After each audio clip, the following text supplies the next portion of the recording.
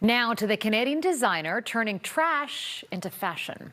Patina Bondar is weaving her magic using garbage, yep, literally garbage, to create garments that are absolutely glamorous. Her clothing, both durable and chic, is now on display at a new exhibition in Toronto.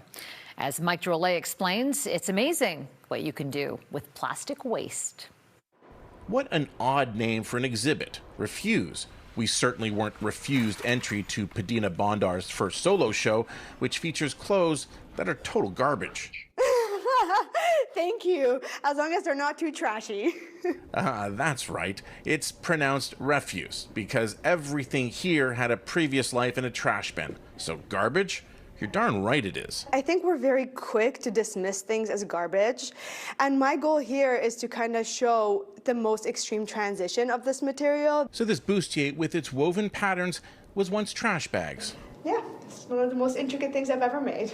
And you'd likely guess nylon was woven into this glamorous piece, in lieu of the plastic and wrapping paper it's actually made from. It's soft, it's comfortable. Plastic waste, as you may have guessed, is a big issue for Patina. The Great Pacific Garbage Patch is twice the size of Texas, and despite many countries banning single-use plastics, it's not getting any smaller.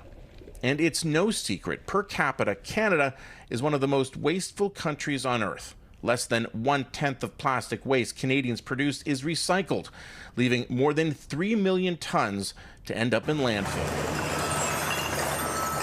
So where most of us see waste, Patina sees, well, garbage, of course, but also potential. I'm not the most fun house guest because I actually do care, and I look at people's garbage all the time, and I'm like, hey, like, you can use that in like a few more times. You can like wash that and reuse it. And what she creates wouldn't look out of place at the famous yet avant-garde Met Gala in New York.